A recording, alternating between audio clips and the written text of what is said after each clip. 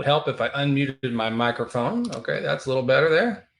All right.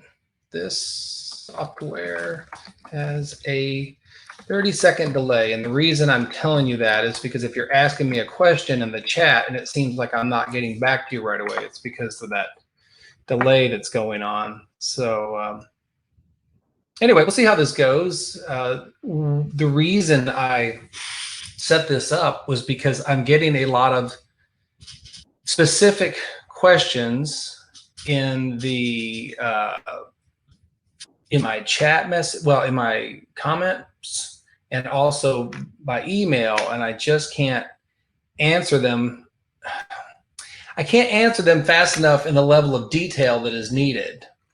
So I thought that maybe if we had this session, this would give you an opportunity to bring me these questions live. And I'm okay admitting that I'm not a guru in all facets of everything networking. So it may be that this might have a collaborative effect, that maybe someone poses a question and I don't know the answer. Just to give you a little bit of information about me, and it might help frame what it is that I bring to the community in terms of what I know and what I can do, is that I spent most of my life as a field technician. And most of the work you do as a field technician tends to be very physical connections, modular, changing things out. And so a lot of the really inner deep dive software stuff you don't get into as much as a field tech. You oftentimes are told to do things like replace parts, put in a loop back plug, things like that. So just kind of framing that for you. So, hey, good morning, everybody. Hey, Sarge, you made it. Awesome. Yeah, you've inspired me to make that last video on the other channel about the Avaya. So it's always tricky because just give you guys a little bit background. There's another channel that I have. It's called DIY Telecom, and but this one too. A lot of people are asking me to make these live videos when I'm on site. The problem I have is that I don't want to say, when I go to a place, a lot of times I'm representing somebody. I'm representing AT&T, or I'm representing, I don't know, Contingent Network Services or something. So if I start walking around with a camera and start talking to myself, or if I start making this kind of a production that people notice, then I wouldn't want that to get back to the people who paid me to go and do that assignment. And so that's why I'm a little leery. But every once in a while I get lucky, and sometimes I'll be like in a phone closet or something and nobody's around. I'm like, okay, let's break out the camera. So I'm doing my best for it, trying to get more of those networking closet videos for you when I can. Anyway, hey, so just now there's a few of you here. I was kind of just talking to myself before earlier. Two things I want to let you know. One is a 30-second delay from the time what I say before you see it. So just be aware of that if you're asking me questions in chat and it seems like I'm not reacting fast enough. That's part of what's going on. The other thing is that the whole purpose of this is not to go over something specifically or demonstrate anything specifically. The goal was that I'm getting a lot of questions that require somewhat sophisticated and specific answers, and I just don't have time to go to that level of detail for individuals asking those questions, either in the video comments or I get them by email. This is my maiden voyage of a live stream. So if this works out, maybe I'll see about getting some better software so there's no delay. And the second thing is that maybe I'll make a bigger production out of it. And when people ask me questions, I'll just say, all right, we'll come to my next live stream and we'll cover that topic. It's not fair to me, and I guess in a larger sense, it's not fair to you guys either. If I get bogged down, answering individual people's questions through email or through the comments that are taking me like, 4 or 5 minutes to craft.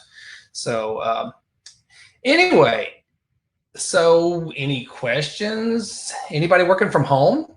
Anybody working from home right now? I know I've not been out as much. There's just not that much going on.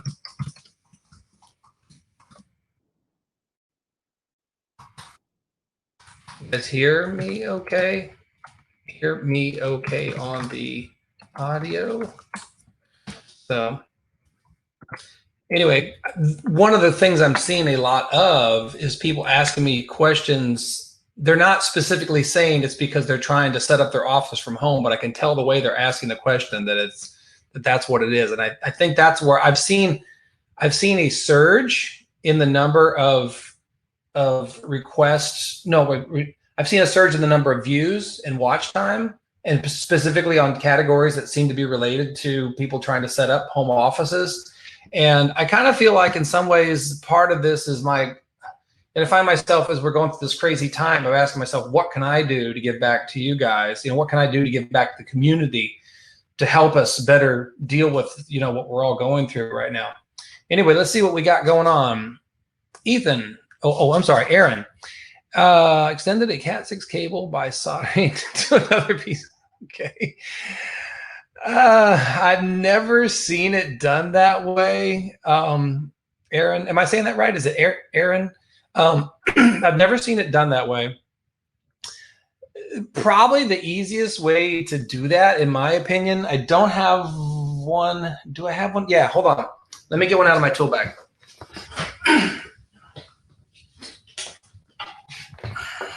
What I was going to say, and I've run into this occasionally. So in a perfect world, a Cat6 or Cat5 or Cat5e or Cat7, anything above Cat5, the cable should be completely continuous from start to finish between the outlet or the jack and the patch panel. However, you're also allowed to have the patch cords on either end. What I have done in some situations, and let me see if I've got it, is I've installed a coupler. So what you end up doing, if I've got this handy, what you end up doing is basically terminating the cable on, let's say it's in the attic, or let's say it's in the ceiling, and you've got two pieces. What I would do is put a crimp on RJ45 on one end, a crimp on RJ45 on the other end, and then I would put a coupler. You see what that is? This is actually an RJ11 coupler, but they make these for RJ45s. So you would put that in between the two. That would be a much better way to do it, and that would probably degrade your cable performance a little bit, but not so much that you would probably notice. So anyway, let's see what else we got going on here. Exactly what Sarge just said. What Sarge just said is definitely the way to go. I mean, the soldering in the electronics world is a common convention, but in the cabling world, it's almost kind of like overkill. So basically, what Sarge is saying is, terminate one end with an RJ45, terminate the other end with an RJ45, put the coupler in the middle, or what you could do, I guess, is you could put an RJ45 keystone jack on each end and then put a patch cord in between the two. So, all right, let's see what else. Is anybody saying anything? All right, great.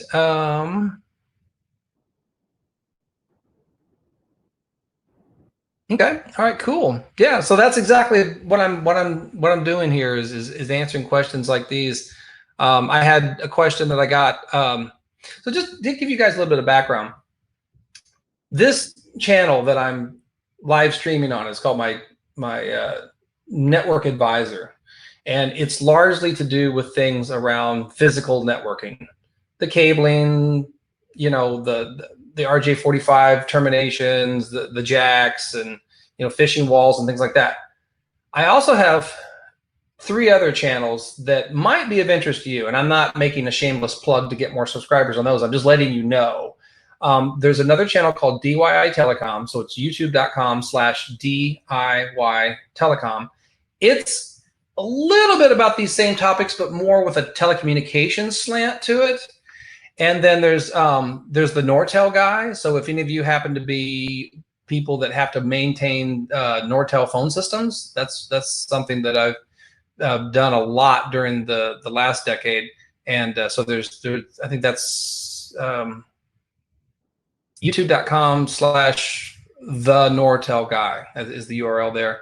And then the other one I have that's fairly new, that's starting to pick up steam, is VoIP Tech. So youtube.com/VoIPTECH, VoIP Tech. And that one's all about voice over IP stuff. Anyway, let's see what's going on. So Yasina, if I'm understanding your question right, is you can't access the configuration, like you can't get to it. So maybe you could elaborate a little bit for me on that one, so I know what you mean by I can't get to the configuration. So, and that's something that I'm only probably moderately qualified to help you on. If it's like a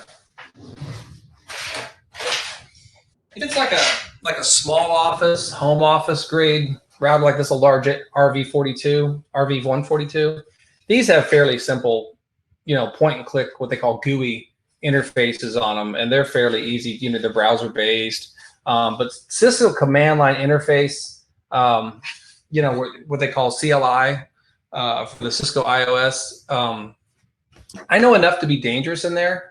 I know what I've been told. I got my CCNA years ago, but all that really does is just give you kind of like permission to be in there, because again, as a field tech, what they mostly do is just say, okay, go hook up your laptop, get in enable mode, take this script that we've given you, copy, paste, drop that in there, save it, you're done. So a lot of the individual lines of code that go into CLI, I'm not really that good with. So anyway, access points, 3 antennas. Okay. All right. So is it a combination router? Like, is it a combination router access point? Like a lot of routers now, they're like all in one. It's like a router with a switch and the wireless access point all built into one, like a D-Link and Linksys make a lot of those kind these days. I don't see those as much in what I do because most of the places I work are commercial locations. So I see like here, I see stuff like this. This is actually kind of a small one, but this is like what is this? Cisco 1700, yeah, Cisco 1700 series. These actually can come with switches built in. This actually has is that a switch card? Yeah, it's actually got a switch card built into it. So T1 input, switch card, and then you could even get like an access, like a Wi-Fi. They make a model like this that comes with Wi-Fi. So, but anyway, PF Sense, Ether Killer. That sounds interesting. The Ether Killer, huh? PF Sense. Sarge, can you elaborate on PF Sense? Here, let me see if I can Google that without destroying the live feed here at the same time. Like a web sense? Like, oh, okay. All right.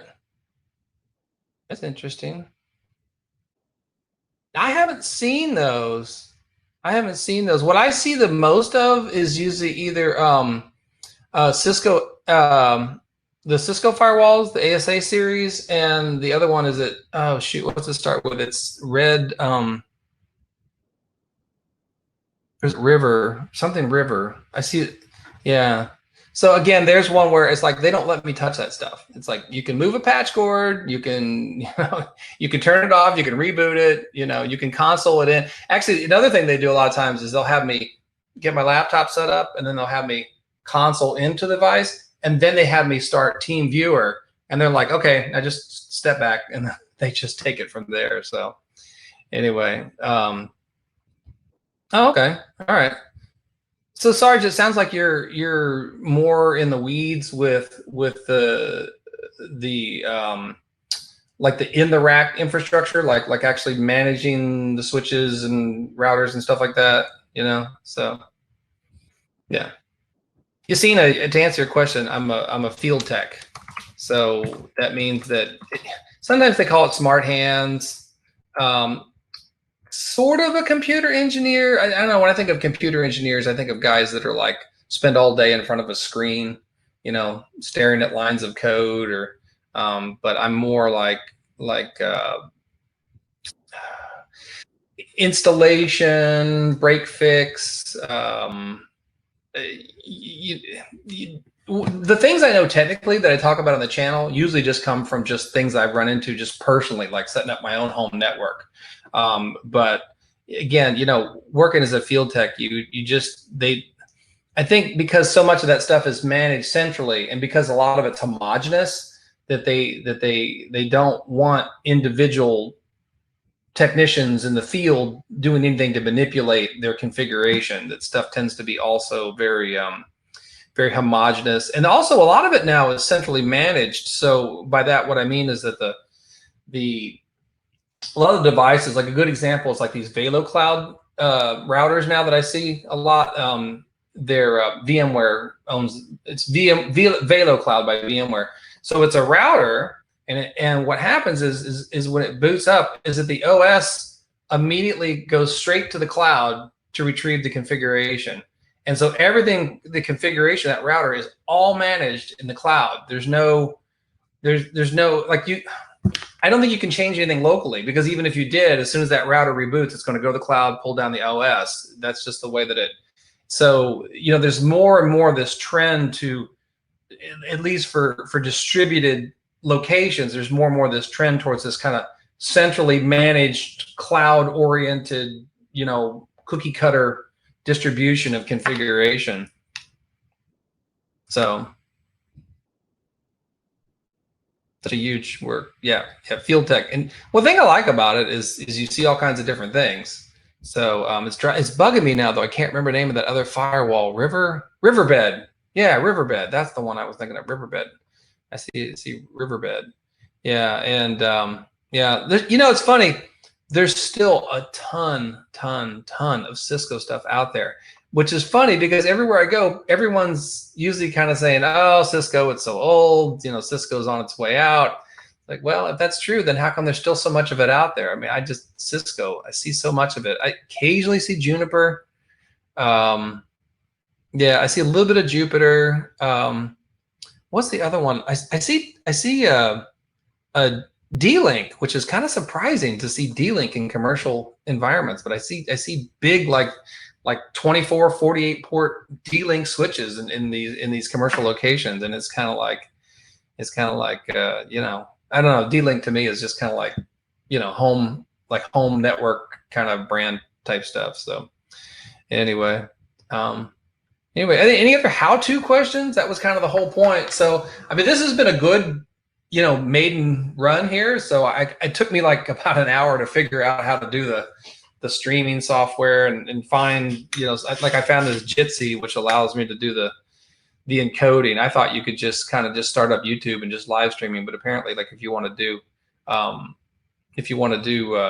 like share, like if you want to do, well, yeah, I guess it could do multiple cameras, but also like if you want to share screens. In fact, let me try that. Let me see if that works. Let me try sharing a screen. And I'll get to your fiber optic question in just a minute. So if I want to go back here and share a screen, I don't know if this is going to work or not. Okay, share a screen. All right, and then let me put some content on the screen.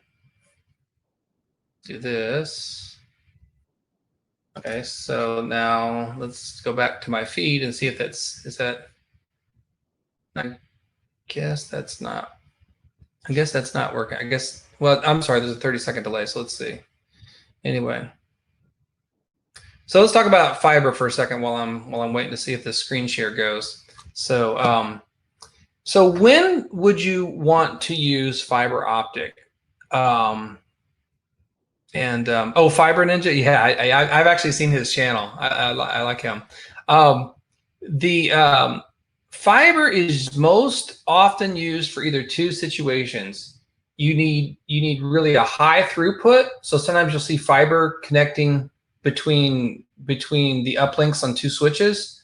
In which case, or you'll see it within a building. Like you'll see, like if you got say you have a closet, which we would call like an MDF, main distribution frame closet, and then you have like another closet, say another part of the building 100 yards away. Oftentimes they would use fiber as the backbone between that closet and the other closet. The second reason why you might use fiber is because you need to cover a long distance. So remember that Ethernet, according to the rules of Ethernet, can't extend beyond 100 meters. And then, of course, they allow for an extra 3 meters of patch cords on either side. So if you had to go from one place to another within a building or within a campus, and it's more than 100 meters, then you need to use fiber. And there's two types of fiber. There's multi-mode and single mode.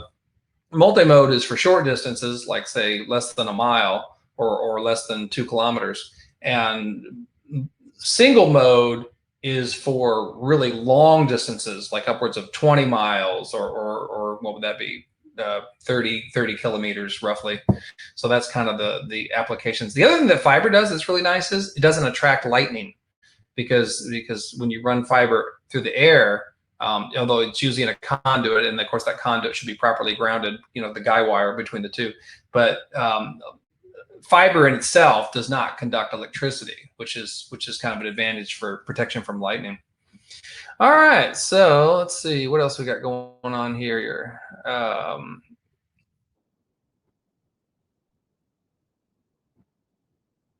Oh, Sarge, you're talking about OBS, the live stream software. Yeah, I was reading about that.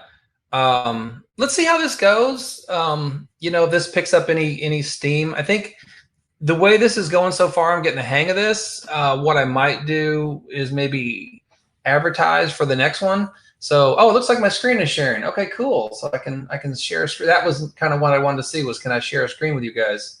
So if I wanted to demonstrate something like here, let me show you my channels. So like for instance, you guys know about NetworkAdvisor.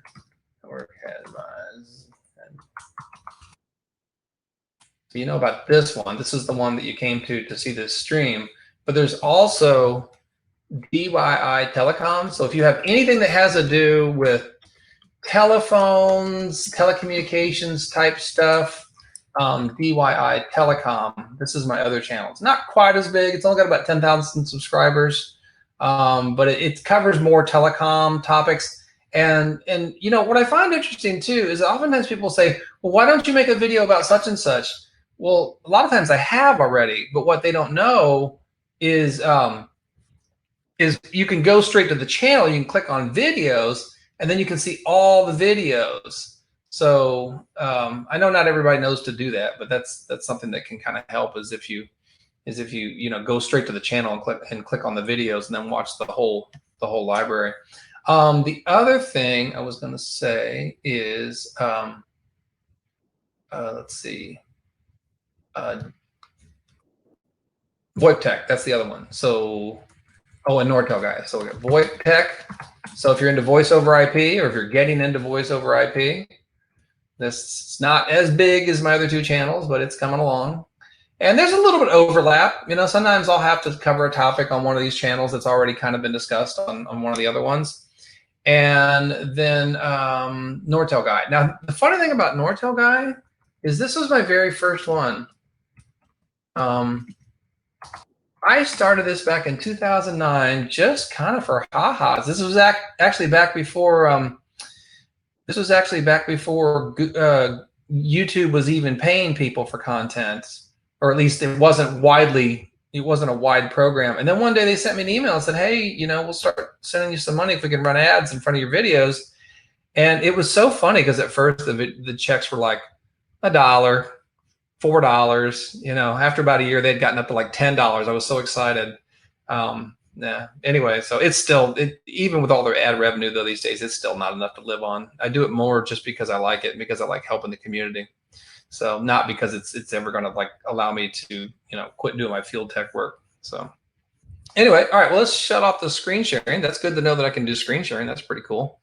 So anyway, let's see, back to the questions.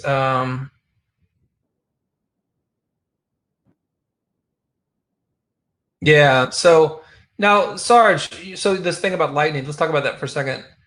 Do you think that if you used a shielded twisted pair between the two locations, and then maybe grounded each side of the shield.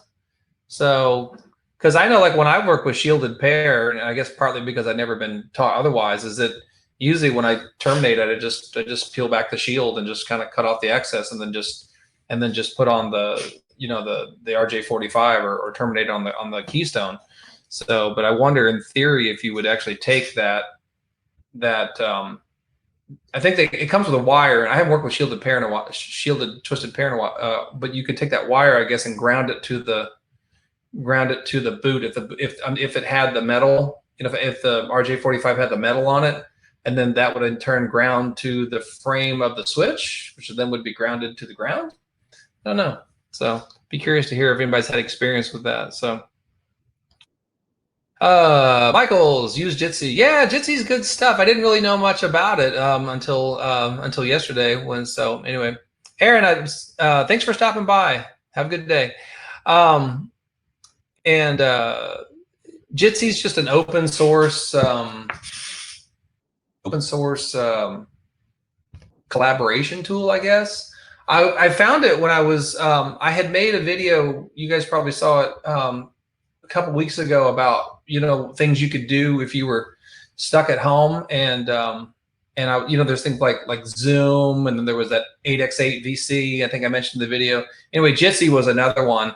Although Jitsi looks almost exactly like 8x8 VC, so I think they're the same company or something's going on there. And but it's if you do have to, so let's forget the live streaming for a second.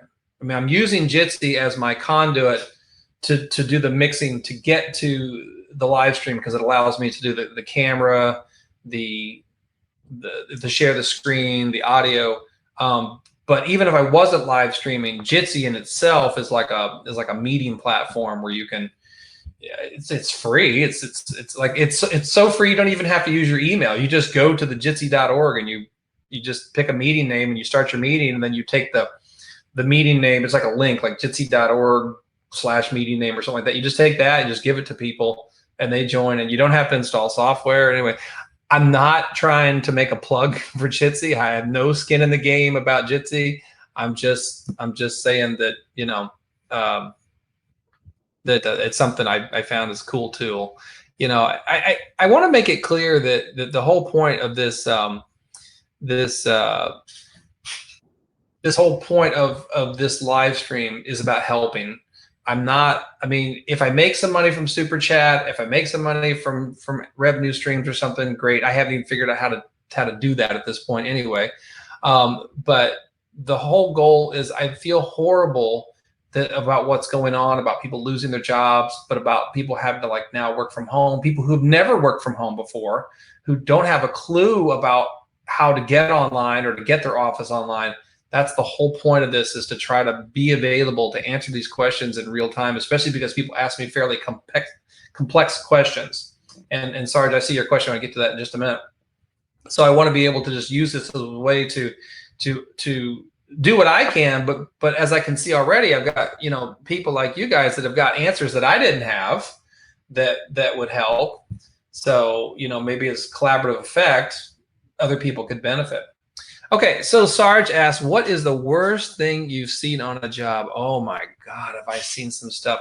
You know what I need to do now that you said that? I don't know where it is right this second, and I don't want to go looking for it right now, but I had actually started a Pinterest at one time, and I had one page in the Pinterest that was just pictures of things I could not believe existed.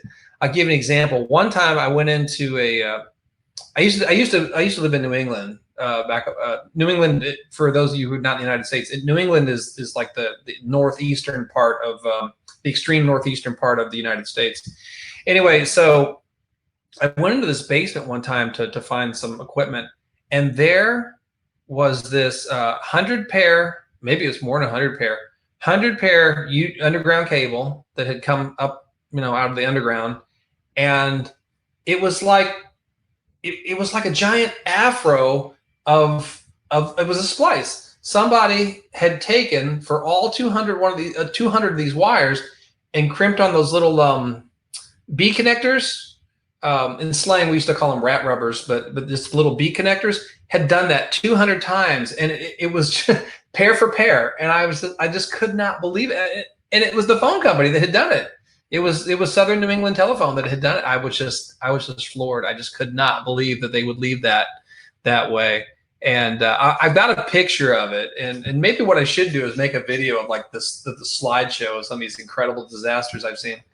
I've seen some spaghetti messes. I remember one time I went to a location on Wall Street of this trading firm, and I was there just to install something. I was doing some work for Chicago Mercantile Exchange at the time, and I walked in, and they had like this kind of this 6 foot, maybe 8 foot section of 2 or 3 racks there, and it was just a sea of patch cords. Imagine, like, think about like a woman with really long, thick hair going down her back.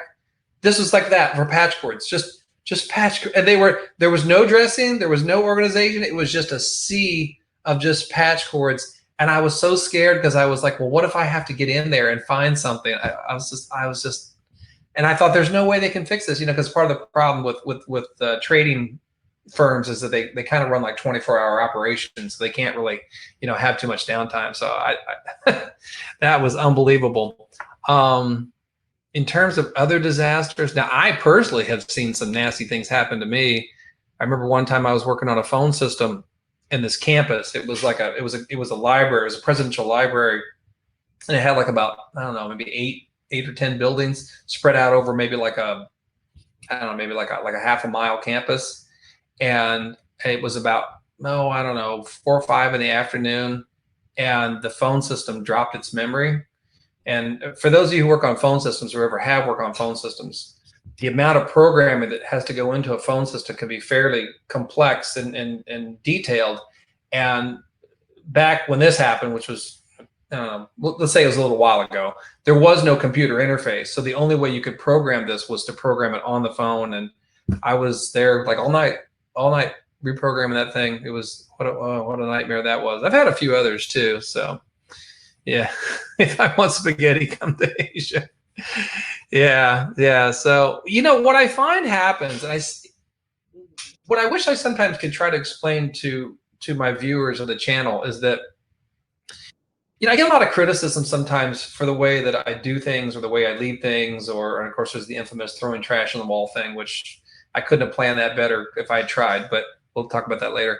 But is that I think for people who don't work in the field, they have this idea of this kind of this laboratory environment that they think that everything is all, like, if you see my arrangement back here, you guys can see my see how I've got the cables kind of dressed with Velcro ties, and that's not the neatest thing. I mean, there's some junk laying on the bottom, but things are fairly well kind of, the cables are kind of neatly tied up and things like that. A lot of times in the field, that doesn't happen.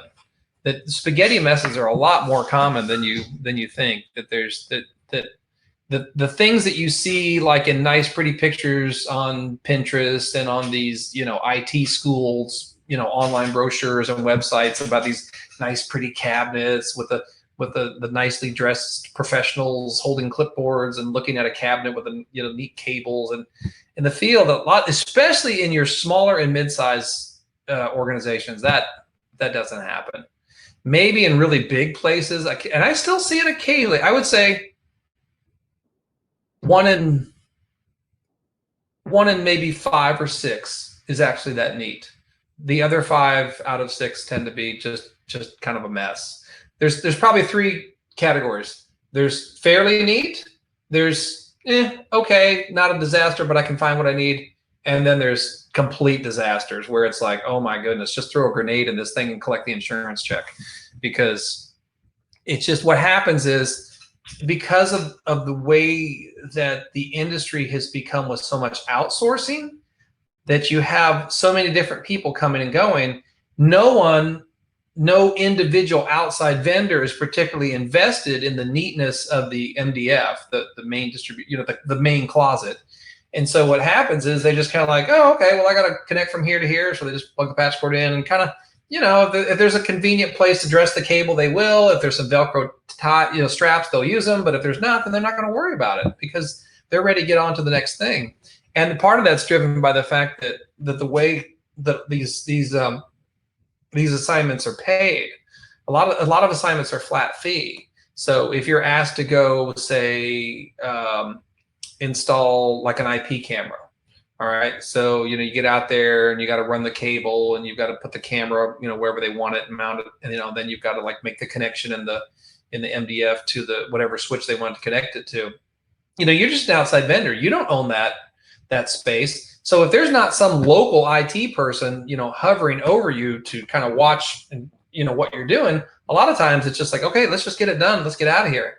I'm not saying that I do or don't do that. I try to be neat whenever I can, but the economy, the market forces that have shaped this industry have caused that kind of incentive or disincentive to keep things neat, So anyway, Sarge. So Sarge, I mean, Sarge, do you work in the field or what's your or have you been in the field? Because if you know what I'm talking about, this is again, people who haven't been in the field, they think that everything's all neat and pretty. And I took a lot of heat when I had done that video about networking. It's kind of funny because at the time I made that video, this channel was nothing back then. This channel had like almost no, I don't know, maybe it had like, I don't know, a few hundred subscribers or something like that. So I didn't think anything much about that video when I made it. I just slapped what did I have? It wasn't a GoPro, but I had some camera. I just slapped it on my head. And I said, here, let's just make a video. I brought it back, chopped it up a little bit, uploaded it. I had no idea it was going to be that successful. If I had known that, I probably would have done it a little bit differently. So, oh, okay. So you're in Arizona. So where? The reason I asked is because I lived in Tucson for 2 years. Love Tucson. Love Tucson. Would love to go back. I'm in Florida now, but I miss Tucson something fierce. And if I could find a way to be financially independent and not have to work, I'd live in Sedona, of course. You know what I'm talking about. So anyway, where's everybody from here? So we had Aaron earlier, who was from, I guess, was from Turkey maybe, or maybe he's from Turkey at some point. I'm not sure what was. Yasina, where are you? And Michael, yeah, where are you guys all hailing from this morning?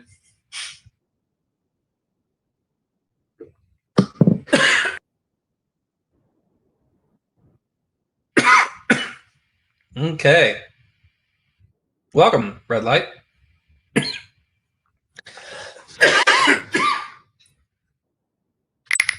Anyway, for anybody who just joined, who wasn't here when we kicked this off, the goal here is just to kind of help. It's an open question and answer session for anybody who, wants to have questions about working from home, how to set up a home office, how to get connected, how to run wires, things like that. So, oh, wow, we got people from Thailand, India. Wow, that's awesome. Russia? Oh, wow, this is great. This is awesome. It kind of blows my mind when I look at my analytics. YouTube analytics kind of shows like the traffic patterns and where they come from, and sometimes it's kind of hard for me to wrap my mind around the fact that while I'm sleeping, there's people all over the world that are watching my content. I wake up in the morning, there's comments, and I'm like, well, are these people up all night? And then it's like, no, they're in different parts of the world. So for them it's daytime. So anyway, well, thank you for coming to the chat, and then for the live stream, and thank you for watching. And we'll see how this goes. Maybe do another one of these in the future. This is my first one. I didn't know much about how it was going to work mechanically, and I didn't know I found the Jitsi, got that. Although now I realize there's this delay, which is a little frustrating because as you guys type things, there's the 30-second delay from the time that I see it and then I respond to it. But I'm getting the hang of it, and I've got a meeting I have to be at later this morning, so that's why I have to cut this short. But for people who are in the UK and in Europe and Asia, I know it's getting kind of late over in Asia, but I thought this kind of worked well for this time of day because I could capture basically everything from kind of the Middle Eastern part of the world all the way through to the East Coast. People on the East Coast are kind of maybe just now getting into work or maybe getting ready to go to work. It's a little early for people in the United States that are west of like in the other two time zones, so the Mountain and Pacific. So Anyway, thank you for sharing your knowledge. You're welcome. You're welcome. Yeah. So I was saying a few minutes ago that, you do get a little bit of money from the ad revenue, but it's certainly not enough to quit your day gig. So I mostly just do it because I enjoy helping people, and YouTube gives me a way to kind of help people on like a leveraged scale. I mean, like I can make something once and people can just consume it without me having to keep doing it over and over and over again. But we're trying out the live stream thing now to see if we can get any interactive question and answer. I know I sprung this on you kind of short. I think I only announced this like at 6 a.m. this morning, Eastern US time. So I think ideally, if I was going to do another one, the way to do it would be to like I guess schedule it in advance. And I think when I do the schedule, then it sends out an email to my subscribers. I don't know. Did you guys get an email saying? You guys must have got an email, I guess, that said that the NetworkAdvisor is going to start streaming it at 7 o'clock Eastern US, or did you only find out right when I started the stream? So, because I want to try to get the word out a little bit more next time to see if I can get a larger audience. And I think what I'll also do is for people who are asking me these complex questions in the email and in the comments, is I'll just say, hey, meet me on the live stream on, I don't know, maybe we'll do another one on Thursday or Friday this week, and bring your questions there. That way, again, not only can I help answer them, but if there's more people, like some of you who seem to know some things I don't know, is that you could add to the knowledge pool. So I've tried the website thing. I think I built like probably 5 or 6 websites, and every time, because I'm not a website guy, and every time there would always be something that would happen. It would get hacked, or it would get infected, and then my web host people would take it down and say, look, you can't have this up until you take care of this. And of course, I didn't know. So finally, my latest rendition, I don't know if you guys have noticed, but is it NetworkAdvisor.net? Yeah, that's my website, NetworkAdvisor.net. Basically, I'm just using Google Sites, and I've just taken Google Sites and pointed the NetworkAdvisor.net URL to that. So I'm kind of slowly trying to kind of build that one out, and hopefully that doesn't get wrecked. So anyway, so you did, okay, so you did get the notification. All right, great. So then if I was going to say, for instance, scheduled. So like if I say, for instance, if I like later today or tomorrow said, okay, we're going to do one Thursday morning, then everyone gets the email. All right, well, that'd be good. Maybe we'll get a little bit of a larger audience, because I just kind of I didn't know how this was going to go. And one of the problems I have too is that I've got a family, and I'm in my house, and I had to kind of coordinate it with my wife and say, okay, look, I'm going to be busy in the morning and I can't help you with the kids. And of course, my kids have been home now, because like, I don't know how it is in other parts of the world, but here in the United States, pretty much all the kids are home from school. No kid between the ages of 0 and 18 is going to school right now. They're almost all home now, so it's made home life a little bit trickier. So anyway, network tour, huh? Like a My Network? You want to see My Network? Like the rack behind me. So just truth in advertising. I just moved into this house 3 months ago, so things are still pretty much a mess. But what you see behind me is actually more like a lab rack, kind of for my own learning, and also for I've been doing a lot of voice over IP work for a company, and part of that is involved having to train the users. So I've been training myself on some things here.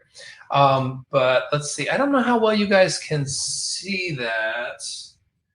I don't want to pick up the camera and make you seasick, but I can kind of talk through it here just a little bit.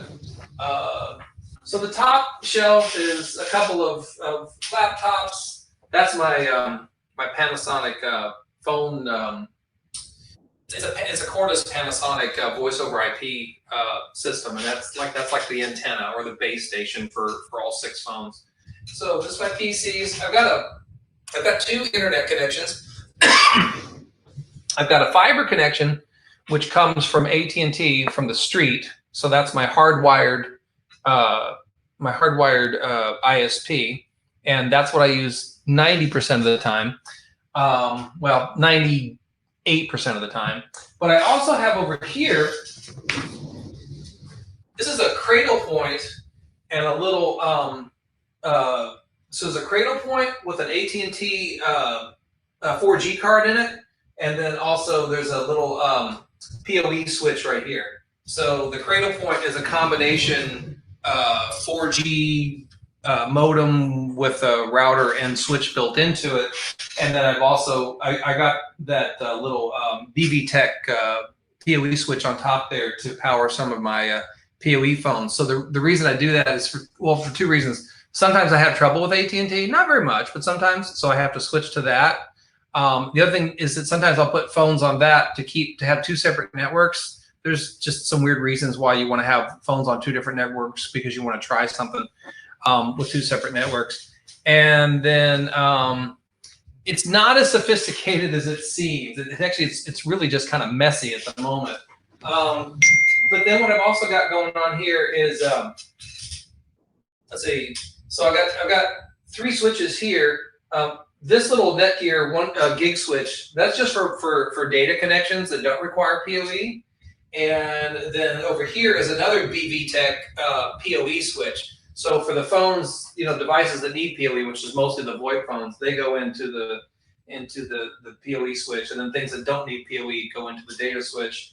I've also got this Cisco 3560 PoE. What is it, 48 port? Yeah. I don't really use that this much anymore. I used to. One of the problems is it's noisy. The fans run all the time, so it's noisy. But I will fire it up occasionally, like if I need to see something like sometimes with voice over IP, you need to do stuff with VLANs. So sometimes if I need that kind of smart switch functionality, I'll fire that up so that I can console into it. Let's see. This is a hub. Okay. And you might be asking, like, why would I have a hub? That's so 1990s, right? The reason I have a hub is because hubs can be used for packet capture. So I'll come back to that in a minute, but hubs make wonderful packet capture devices. And then after that, it's just phones. So these are just some phones that I have to, I install these, so I also have to train on them. I have to understand, how to use them, how to do transfers and parks and things like that.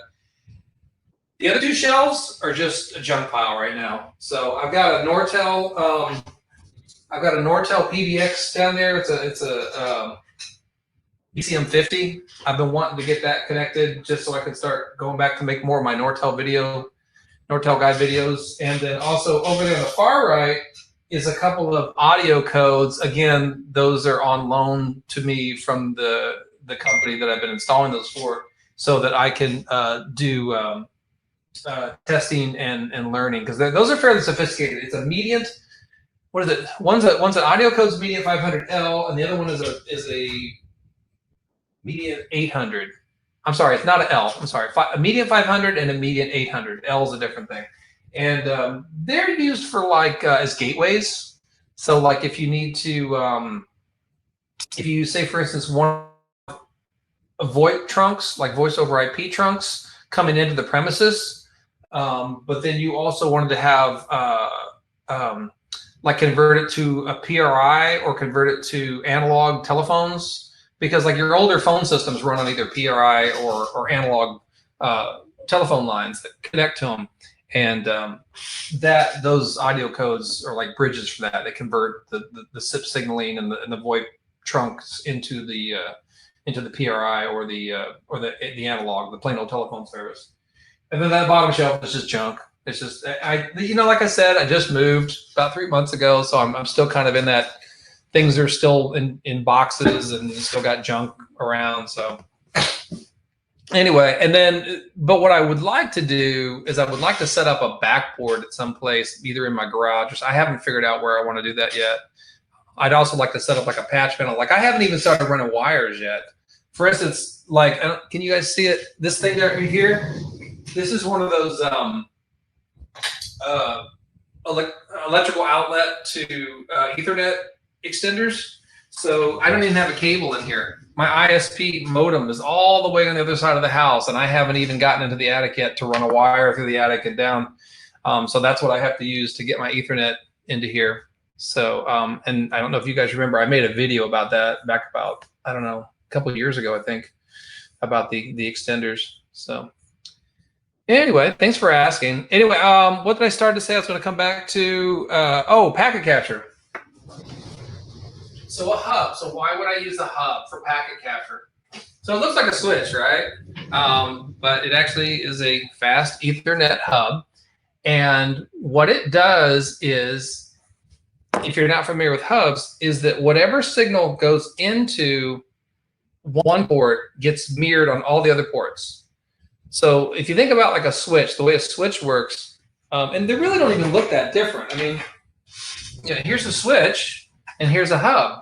But by looking at them, you'd have no way of, I mean, other than reading the model number on them, you'd have no way of knowing the difference. The big difference between a switch and a hub is that with a switch, it's kind of like a switchboard. You think about like an operator. Maybe think about the old-fashioned operators that used to operate the switchboards, where somebody would call and they would connect them to here and connect them there. Well, that's kind of what a switch does. When something comes into here, the switch is smart enough to know that what's coming in here needs to go out over here. And so they're all discrete conversations within the switch.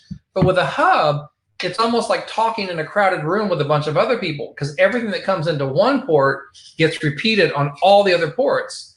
Well, the reason why this makes a good packet capture is that you can take and you can put a device in one port, you can put the other side going to, you know, whatever, the switch, I guess, and then you can put your laptop on a third port, and you can use something like a packet capture software like Wireshark. And because everything that comes through these ports is mirrored to all the other ones, then your packet capture connected to your laptop is just sucking up all those mirrored conversations. So that's why I keep a hub around. I actually do have a separate device just for packet capture, but the hubs are convenient for that. So.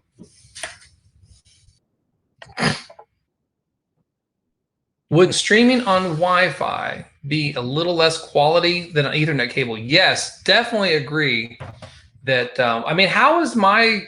I'm actually on Wi-Fi at the moment. How's that working? Because I never even thought to ask if the flow of the stream is smooth or if it's jerky. I didn't even think to ask that. I asked about the audio earlier. You guys said the audio was fine. So, but. Yeah, but I definitely agree. I mean, whenever you can get a hard connection, go with a hard connection. But like I had said earlier, I haven't, you know, just being new in this home within the last few months, I haven't even had time to run cable yet. And so I'm just using that little plug extender right now, which the throughput on that isn't any much better than it would be if I was on Wi-Fi. So, but once I get my wires run, I'm thinking about using 6A cable as my cabling plant, because 6A will support 10 gig. I don't know if we're going to see 10 gig in the workstations anytime soon, but I figured if I do 6A, at least I'll be protected. And yeah, I want to run some 6A cable from my backboard wherever I decide to put that. You know, either in the garage or the attic or one of the closets in the house. Get a couple of 6A cables into here, and then I'll hard connect everything. So anyway, also the resolution's not that great. Okay, that's good to know. I wonder if using a physical hardware. So I'm using what's known as a software encoder. So I'm using Jitsi as my software encoder. I wonder if I used a hardware-based one, like they make like these physical boxes you can get. They're kind of pricey. They're like anywhere from $500 to $1,000 US for these physical encoders. But I don't know, maybe they make a difference. Maybe the resolution is better, which to me would mean a lot, because oftentimes the things that I'm sharing with people like you are fairly technical in nature. What I'd like to see if I could do maybe for a future live stream is maybe set up a second camera so that I could maybe put something in front of me on my my desk right here. So if I was going to show you how to do something, but that's not really going to help you if the picture is really blurry. So that's good to know that the resolution's not the best. So, and of course Jitsi's free, so I guess I can't complain too much.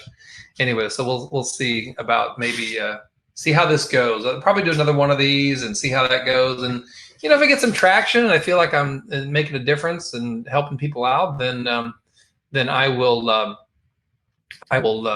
try to make this of a more common thing. This is my first time doing a live stream, so still kind of getting a feel for it. It's a little bit like being a radio DJ. You're kind of like talking, but nobody's really talking back to you other than I can kind of read the chats. So yeah. Oh, that's an interesting point. If I hardwired, would it get a little bit better? All right, that's something to consider. But like I said, my only option in this office in my home right now for hardwire is going through that outlet extender, and I've run some ping tests, and it's not really any better than Wi-Fi. So yeah. So Wireshark, huh? You want to hear about Wireshark? Okay, we could do that. We could do something on Wireshark. I don't have Wireshark on this computer. This is my Mac. But what I could do is I could remote to that machine, and either maybe we could do it for the next one, or I could make a video about Wireshark. I didn't think anybody would be that interested in it because Wireshark is kind of complex, I guess. So anyway, yeah, that's not a bad idea.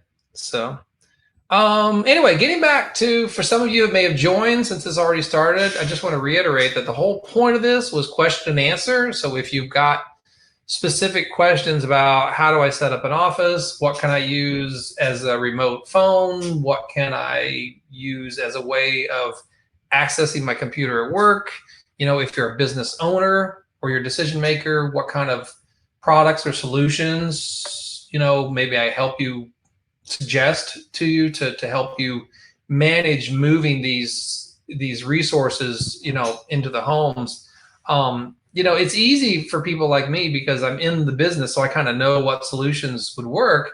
But if you're a manager and you're not a technical person, and all of a sudden you've been told you need to, move all your employees out to their home offices, you may not know what's the best solution to tell them to, what to put on their computers, and things like VPNs, and do they have the right software, or is it even okay for them to use the home machines to access company data, things like that. So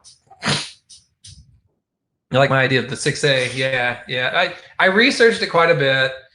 It's funny. I catch a little bit of pushback on some of the videos I make because everything is 5E, Cat 5E. And everyone says, oh, Cat 5E, it's so old. Well, you know what? In the field, that's what we're seeing, that there's just a ton of Cat 5E out there, and there's no real incentive for people to pay extra to install Cat 6 because you won't get any faster speed. So here's an example. Cat 5E, well, I don't know about Cat 5, but Cat 5E will support 1 gig over 100 meters. If you go to Cat 6, it still just supports 1 gig over 100 meters, although I think you can do 10 gig over shorter distances. So my point is that in a world driven by commercial forces, by market forces, where everything's about dollars and keeping it cheap and keeping the profit margins and so forth, that there's still a huge amount of Cat 5E installations going on out there because there's just no incentive to go to Cat 6. Now, if all of a sudden there was new mainstream technologies that were taking advantage of 10 gig Ethernet connections, then I suspect you would start to see a lot more push for Cat 6A. But anyway, just to finish up my thought, that's the reason why you still see me working with so much Cat 5e, is because that's most of what I see out there. is the Cat 5e. Crosstalk, yes, crosstalk. What's interesting too? I was reading an article the other day that there's this thing called alien crosstalk. So imagine you've got a cable tray full of a bunch of Cat 5es, right? And then you come along and you say, oh, well, I'm going to start running some Cat 6.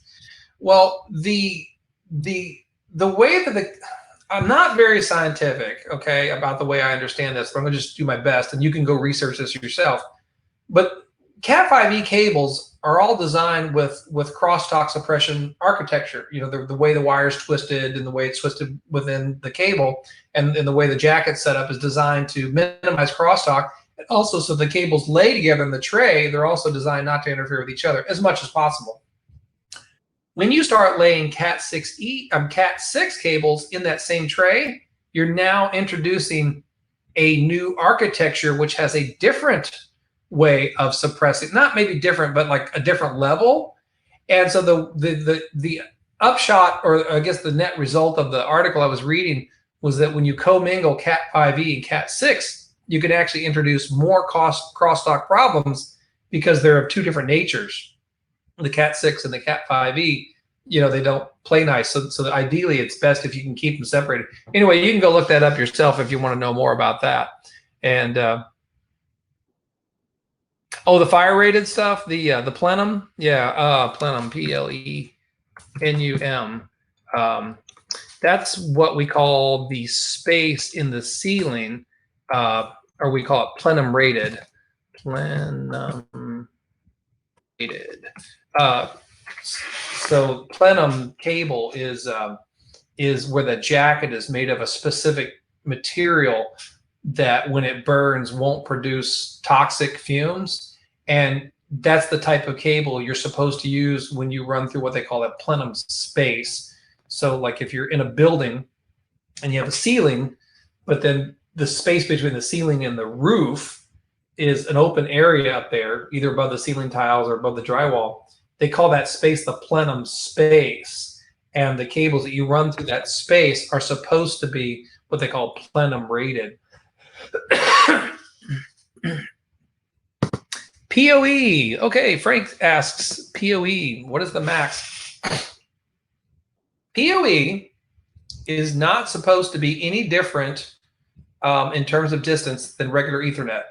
So the standard Ethernet length for Ethernet is 100 meters. Now, that's the official, definition of what is a legal category 5, category 5e and above cable, 100 meters. PoE, because I know you're probably thinking about voltage drop, but PoE is supposed, PoE 802.11af, like the very first, not the very first, but like was the very standard PoE rating for a long time, is supposed to support that whole 100 meters, up to 15 watts. And including the patch cords on either side. So it's 100 meters, from wall to wall, and then an extra 3 meters on either side for the patch cords. So PoE should support that whole span. Now, having said that, though, and this is kind of interesting, I just recently bought this little switch back here. This little guy right here. I know you can't see it very well. This BB Tech PoE. It's a 4-port. It says supports PoE runs up to 200 meters. And I thought, well, that's interesting, because once you go 200 meters, it's technically not Ethernet anymore. But having said that, I will tell you that I've seen Ethernet connections that work just fine that are 150 meters, maybe even further. I've never tried like a 200 meter Ethernet. I never tried to see if it works. But I know when I used to do there was a really large bookstore chain I used to do installations for here in the US years ago. It was so far from their main closet all the way up to the very front of the store that inevitably several of those cables were 400 feet or 400 and change, like 425 feet, which is way beyond the 100 meter limit for Ethernet, and they worked fine. I never got any callbacks later to come back and and work on them, that they were just fine. So yeah, so Frank, I'm going to be honest with you. I'm not a security guy, although it's funny. I've actually been contemplating installing some cameras now that I got this new house a few months ago. So I don't know what all the ins and outs of security cameras are. Like I said, that little switch, that BV Tech, what is that thing? It's a 5. Hold on a second. I'll get to the model number.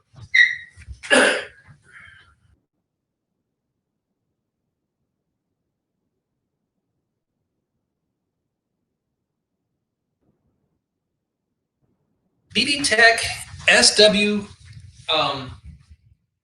502. And that was the one I was just saying a minute ago. Supports the 200-meter run. And the switch, when I was reading the little pamphlet thing that came with it, it kind of had mentioned things like security cameras. So maybe that's a common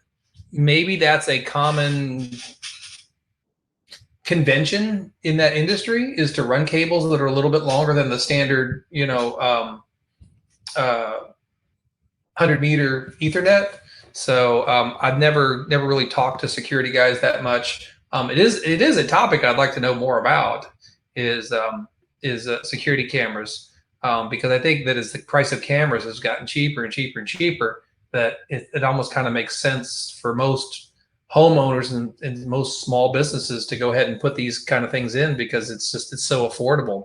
I can remember when a camera used to be $100 and something. Now they're like, sometimes I see them for as little as like $30 something. I mean, I know there's a level of quality that, you get what you pay for to some extent, but it just seems like it's become so affordable now. Anyway, so great question there, Frank. So Frank, are you in that business? Are you in that security stuff? Is that something you do?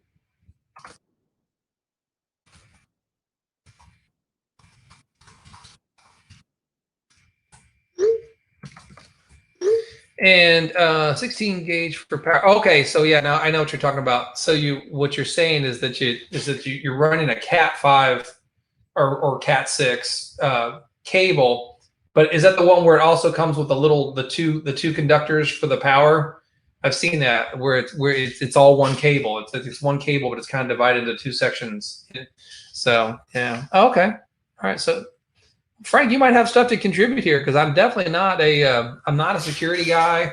I'd like to know more about it. Actually, this home that I was just mentioning earlier, that I just recently moved into a new home, the one from which I'm doing this broadcast.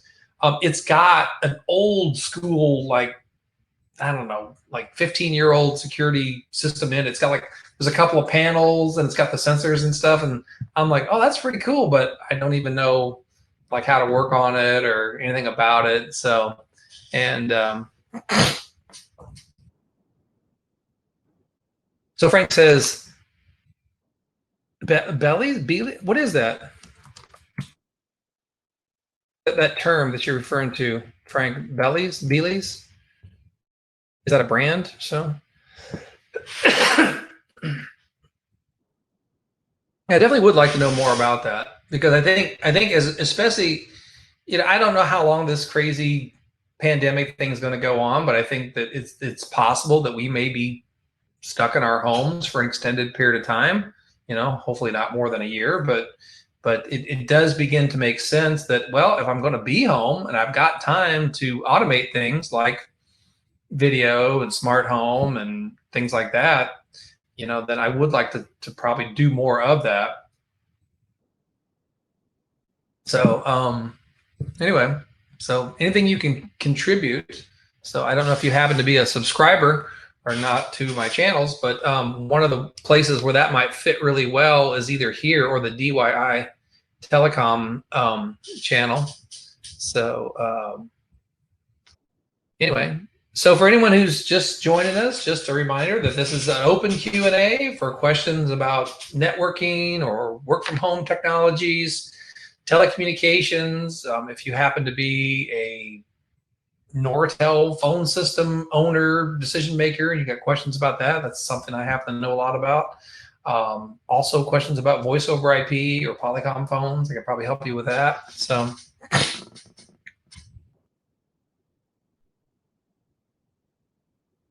Okay, that's interesting. All right, sounds like I could learn a few things from Frank about video and maybe security. So I'm using those terms kind of interchangeably because in my mind I always think video kind of not web streaming video, but like surveillance video as being kind of synonymous with security. I'd like to have something set up around my home, so just kind of keep an eye on what the kiddos are doing outside. Oftentimes I'm in my office and I kind of wonder, like, where's my kids? What are they doing? So it'd be nice to be able to just kind of flip on something and be able to just look in the backyard or front yard or something and see what they're doing. So Bellum, okay, is that a brand name? Bellum, is that what that is? Bellum. I guess I could go look that up, couldn't I?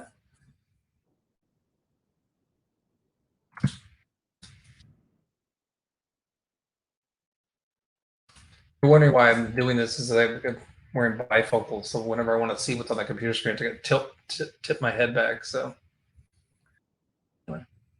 All right, well, tell me more about that at some point, maybe. So, all right, well, so how are we doing on time? Okay, good. We're only 10 after 8. I've got a meeting I have to be at for 9, so I thought I could probably do this until about 8:45, and then I got to go run and check on the family, and then eat something real quick, and then get ready for my meeting at 9. But it's just an open forum for questions. And I think for some of you who have joined me more recently, I just want to review. Let me share my screen. I want to just remind you that, see, let me go back to share my screen, share this screen right here. I want to just let you guys know that I actually have 4 channels that are fairly useful or potentially useful to you. You guys are all aware of my YouTube NetworkAdvisor, right? So that's the one that you're streaming from right now. Okay, so that's NetworkAdvisor. If you need information or helpful hints related to telecommunications, there's DIY Telecom, and it's similar content, except that it is more with a telephone slant. But telecommunications and networking are becoming so intertwined, I guess, that they're almost kind of part of the same thing. But I do keep them separate. So if you haven't subscribed to DIY Telecom, you might consider that. When you go to the channel, don't forget to click on videos, because I think sometimes people don't realize that there's all these videos here. All they kind of realize is whatever I publish, but I get questions sometimes about, why don't you make a video on such and such? And it's like, well, I probably already have. So because this channel is about 5 or 6 years old, and NetworkAdvisor is about 6 years old too. So anyway, so that's DIY Telecom, which is all about telecommunication stuff. I've also got, related to that to some extent, is the Nortel guy. So it's the Nortel guy, and that's about things related to Nortel PBXs. So specifically Nortel PBX, Nortel Norstar business phone systems. These are not voice over IP systems. These are actually a very old system, but amazing, there's still a ton of it out there. All right, and then also, and Frank, I see your question. I'm going to get to you in just a minute. Let me just show this last channel, and then we'll answer Mr. Frank's question. Let's see. Also there's VoIP Tech, VoIP TECH. This one, actually, Frank, this is actually something you could use. So this is something here. Let me go ahead and give you the URL in the chat. So .com/VoIP Tech. So that one is about what you're asking, which is voice over IP technologies. When you ask that question, what is the best internet type phone? It's made up of 2 different components. There is going to be the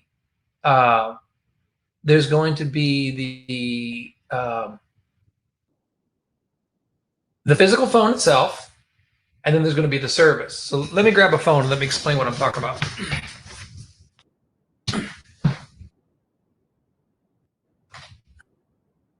All right, so if you ask me what phone do I think is the best, I think Polycom. I don't have any commercial affiliation with Polycom whatsoever. I'm not trying to build a brand for them. I'm just telling you oh, I realized I'm still screen sharing. Sorry. Stop screen sharing so you can see the phone I'm holding in my hands.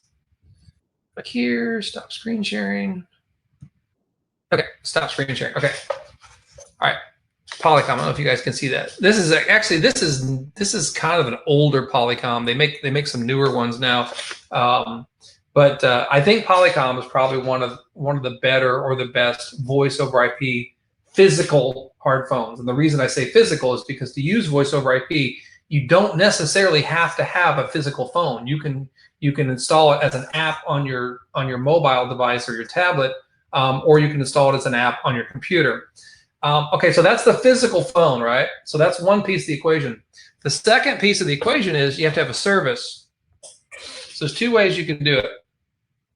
The first way that some people try, and I highly recommend not doing this, is to set up a voice over IP server.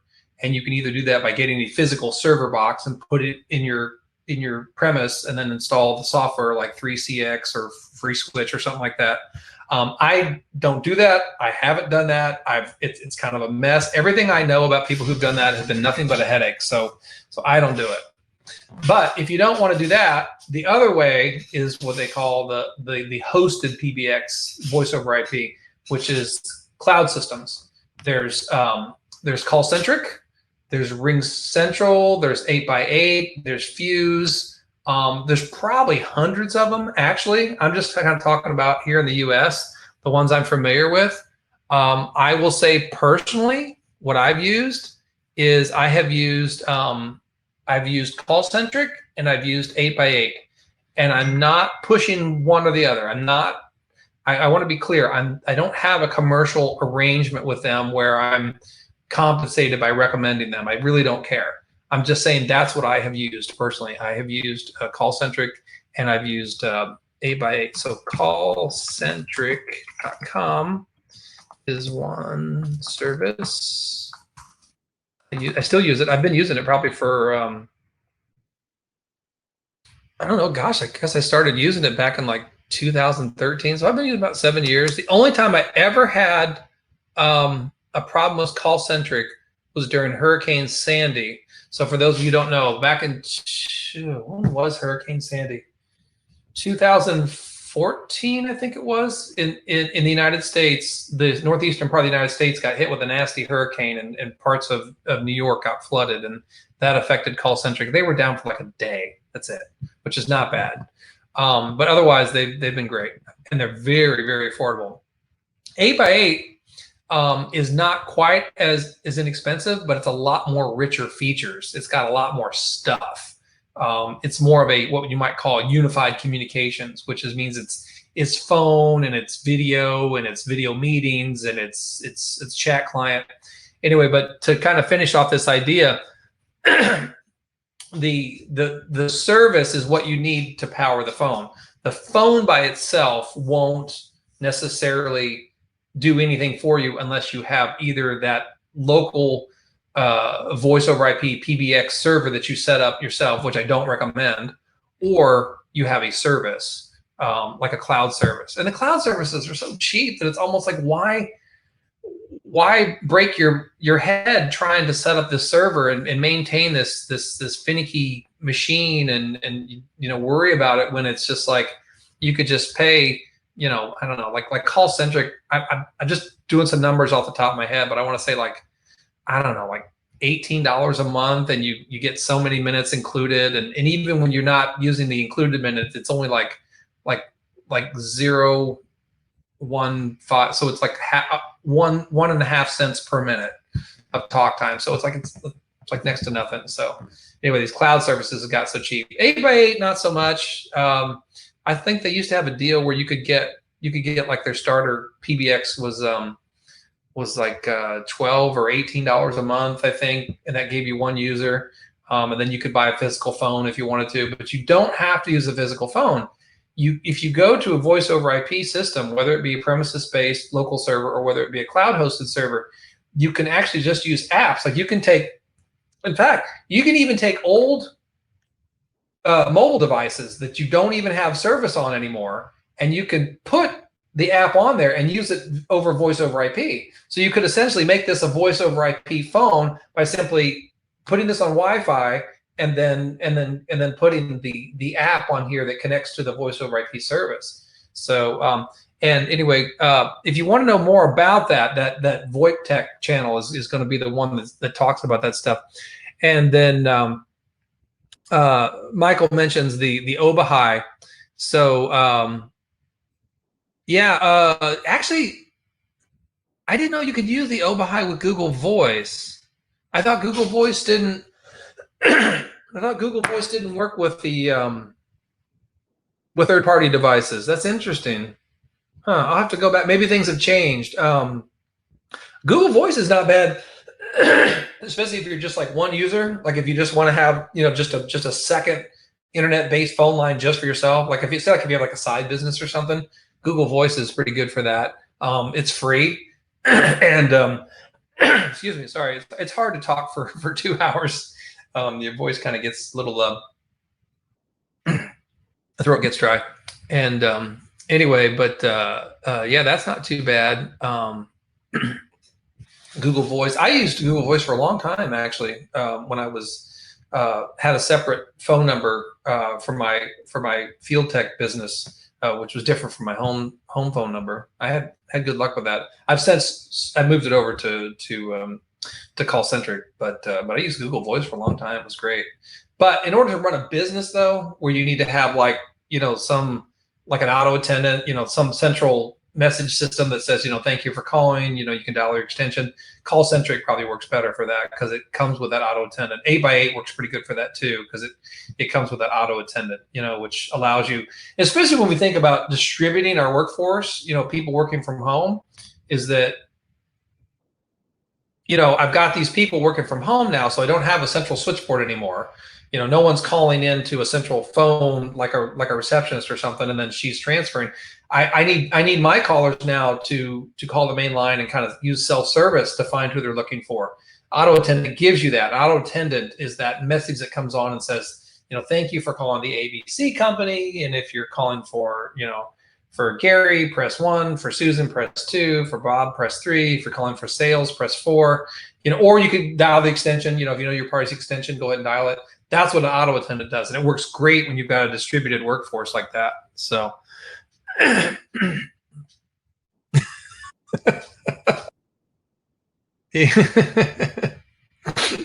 yeah, Frank's Frank's being a little candid with us this morning. So anyway.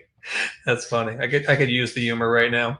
Anyway, we got about 20 minutes left. Any questions about the good? That was a good question about the voice over IP and the internet. But when I say voice over IP, I'm talking about internet phones. Internet phones, voice over IP, SIP, H323. They're all kind of part of the same thing.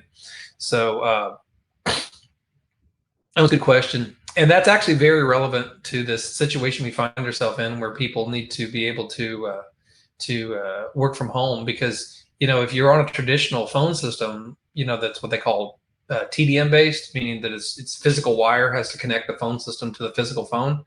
You can't take the phone home with you; it won't work. A lot of these systems also won't forward the lines out either. Because if you've got say you have a small business with 6 lines, well, every time somebody calls in and transfers to somebody and then forwards back out, well, now you've just eaten up 2 lines. Well, if you have 6 lines, then once you've got 3 calls going, you're full. Voice over IP allows you to have potentially an unlimited amount of call paths, that inbound, outbound going on simultaneously, so and it allows you to kind of like move the phone around with you wherever you want. I mean, if I had, where's my voice? Here we go. So imagine I had this on call centric, right? If I have this on call centric and it's got like a little network port on the back, which I connect to the router, or I'm sorry, to the switch. I could take this to my home, my brother's home. I could take this, I want to say hotel, but the problem with hotels is you don't get switch access, you get Wi-Fi access, although they do make Wi-Fi adapters for these. But basically, this phone could go wherever, anywhere in the world. And because it's just like a laptop at that point. You know, once you connect it to the internet, it knows who you are. And so when somebody calls the phone number, wherever this phone is it finds it. So that's why these hosted PBXs and these voice over IP phones are great for this work from home environment that we find ourselves in, you know. So anyway, I think it got kind of a different crowd than was first here this morning. Who's working from home? Who had a job where they were previously in the office and now is being asked to work from home? I'm curious, because that's kind of one of the things that was driving the point of having this conversation, was to help people who found themselves at home, you know, after normally working in an office. And I figured people would have questions, so that's kind of why I set this up. I've been getting a lot of questions on my comments sections of my channels, and some of the questions are fairly involved. So I said, well, why don't I set up a live stream to field these questions? And what we'll do is I could just, when somebody asks those questions again in the future, I could just say, to come meet me at the live stream, and I'll answer those questions for you. So that was kind of the goal. So anyway, I appreciate everyone who's stopping by. And if you do have questions about some of the same things that you come to my channel for, like, I don't know, how does a switch work? How is a switch different from a router? How do I connect my laptop in my home? If I don't have Wi-Fi, what if I need to connect my laptop physically to a hard wire, but all I have is Wi-Fi? How can I deal with that? Things like that, those types of questions. That is what we are here for this morning. So, and we spent a lot of time talking about voice over IP, which has been pretty cool. That's something I actually know quite a bit about lately because of some of the contracts I've been working on. And let's see, work from home solutions. If you do need video conferencing, this thing I'm using right now, Jitsi.org, I don't have any incentive to try to advertise for it. Something I found that's been working really good for me. The reason I found it was because it has the streaming encoder built into it. So that's why we're on Jitsi right now. Or that's why, I don't know, does it say Jitsi in the live feed somewhere, like up in the corner or something? So anyway, questions? Any other questions, comments, favorite videos, not so favorite videos of mine you want to make comments about? And then just to reiterate, I've got the 4 different channels which you might be interested in. So I'll put them here in the chat. There's the one you're watching now, youtube.com/NetworkAdvisor. And then there's youtube.com/DIY telecom, which is about telecommunications things. There's youtube.com/VoIP tech, which is all about voice over IP, which we just got done spending the last 15 minutes talking about. And then if you do happen to be a Nortel phone system user or admin, there is a Nortel guy. That's another one. Anyway, Frank says, I enjoy working outside. I surf. Oh, really? Mm-hmm.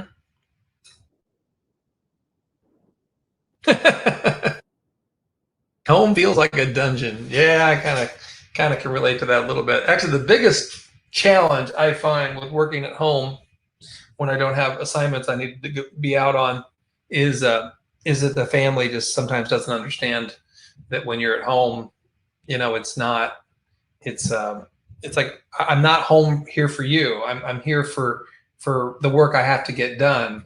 And so you get drive-bys, people come by and Daddy, I need this, or I need that. And so sometimes that's probably one of the things I think a lot of people are probably wrestling with right now, as they've moved from working in an office to working from home because of the self-isolationing and distancing that we're doing now, is dealing with that concept that the family, because the kids are home too. At least here in the United States, all the kids are home, and even when school starts, like my daughter starts school next week, they're still at home. They're just distance learning.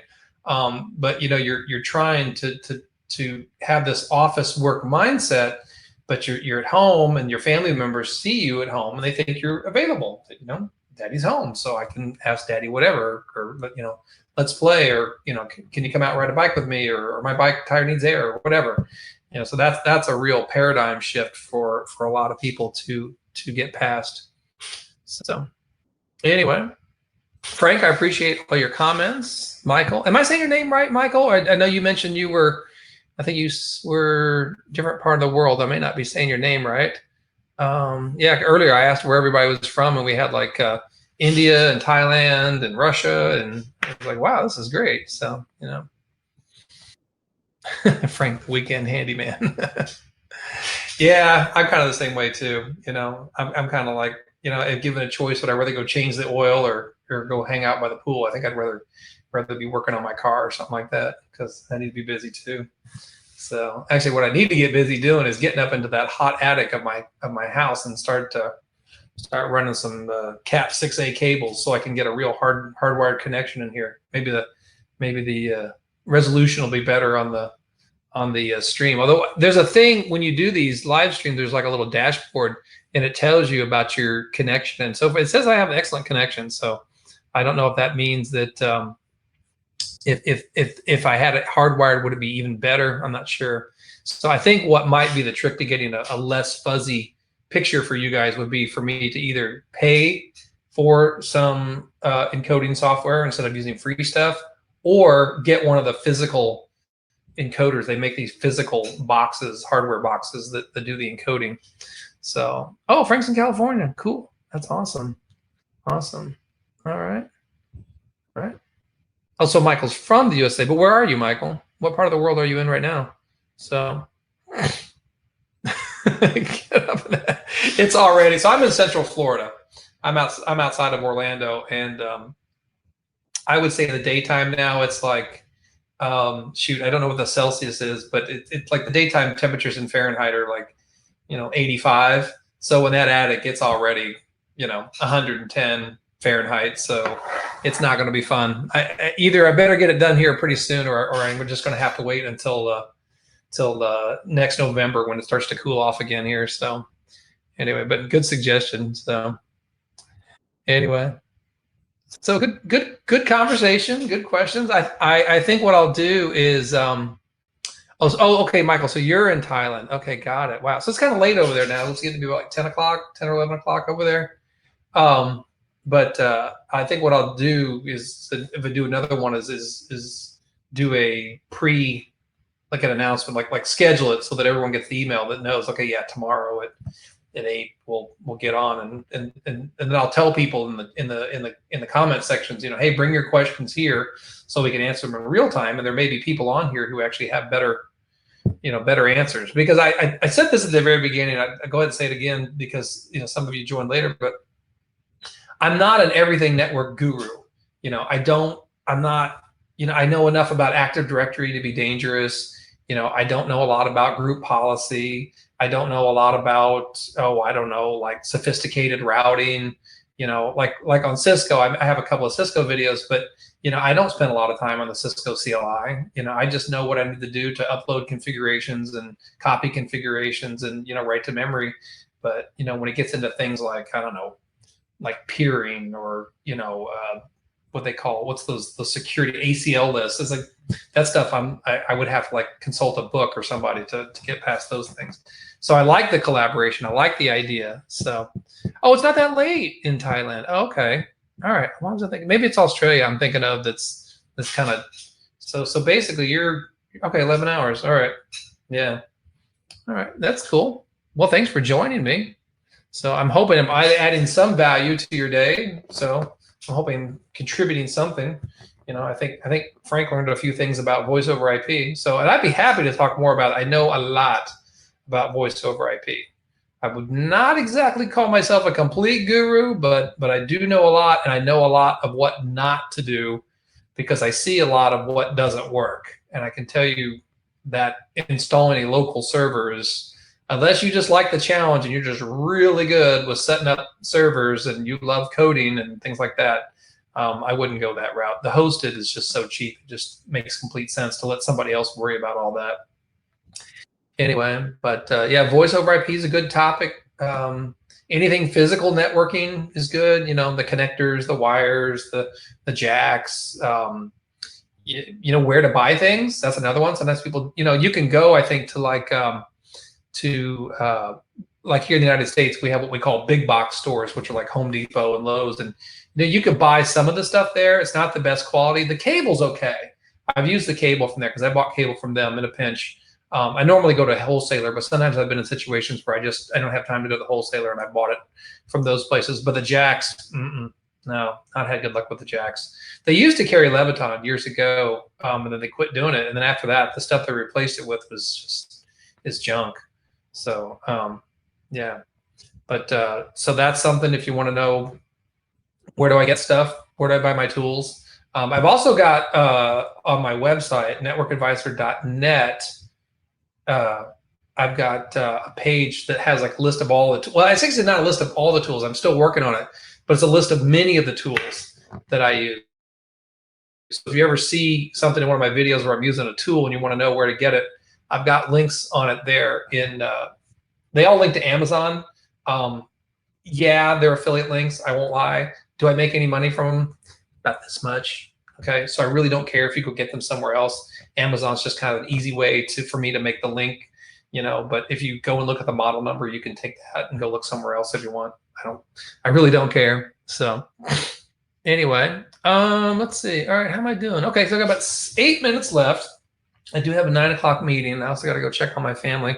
My wife's been pinging me, even though I told her, "Hey, I'm going to be doing a live stream this morning." Apparently, she thinks it's okay to still send me text messages. So I don't know. I think I saw that some people, when they do these live streams, they run a like you can do a thing where you can go to commercial. I haven't tried that yet. Maybe I'll have to give that a try sometime. But I think like when you need a break, you can actually kind of like click on something and have it run a commercial while you take a break. Because I can tell you right now, you know, talking for hour and a half, your throat starts a little sore and dry. So anyway, all right. If you want to now, okay, I'm going to give you my email. Guys, I get a lot of email. Okay, so I will do my best, but I can't guarantee I'll respond to you. All right, but here's my email in the chat. Steve at NetworkAdvisor.net. Did I type that right? Yep. So Frank, you're welcome to send me an email, but I'm just going to be completely upfront with you. I may not get to you. I may not get to you right away because I get a lot of email. You know, running these 4 different channels, I get a lot of questions, and you know, if I see a question that's easy and I can bang out a few sentences to answer the question, I will. But I mean, like the other day, and I love you guys. I love my subscribers and my audience. But sometimes I get these questions that are like this long, and they're very complex. It's like, guys, I can't do that. I can't respond to those kind of questions. I just can't. It just, you know, I've got my day gig I got to go do. You know, I got assignments I got to work on. I got a family to take care of. You know, so that was the idea, was that maybe by doing this is that maybe we could funnel some of those questions into here, and that maybe even people could make connections in here with others that might be able to help them out, because it's not scalable for me to answer these long-winded, fairly complex questions. And unfortunately, it works the other way too. Sometimes I get what might just be like one-liner questions, but the answer is actually very complex. You know, sometimes I'll get questions like, you know, how do I set up a router? Well, that's just one sentence, right? But how to set up a router? Well, that's, you know, that's kind of like depending on how complex it is, could be anywhere from a 15-minute to a 45-minute or 2-hour exercise. So can you imagine me trying to explain that to somebody? So, but anyway, but there's my email, steve@networkadvisor.net. And I will get to you when I can get to you. I do my best, but I get a lot of email from people asking for help. So, Frank, no, I'm in Florida. I am in Florida. I am in Central Florida. I'm outside of Orlando. I'm not in Orlando, but I'm in a small town kind of to the east of Orlando. So, and yeah, I love it here. I was in Connecticut for over 20 years, which was okay. I'm not a New England person. I wasn't born there, and I don't know. I like the culture, but the winters, man, those winters get old. The long winters, especially this time of year when it's like, you're in the middle of March and it's like, when is it going to be, springtime, and you still got like another, 30, 45 days in front of you, because you're really not guaranteed decent warm weather until about May 1st up there. So, but there's times when it's pretty, but I had enough. And so I moved my family to Florida about 5 years ago, and I really like it here. I'm actually not a surfer. I'm not a surfer. Although I will say this, from what I can tell, if you are a surfer, the surf is better on the eastern side of Florida than it is on the western side of Florida. In fact, some of the most renowned surfing locations on the East Coast are in this central Florida area along the East Coast. So anyway, well, I tell you what, I think I'm going to wrap this up because my poor wife seems to need something. So she keeps pinging me. So I need to get down there and deal with that and then get ready for my 9 o'clock meeting.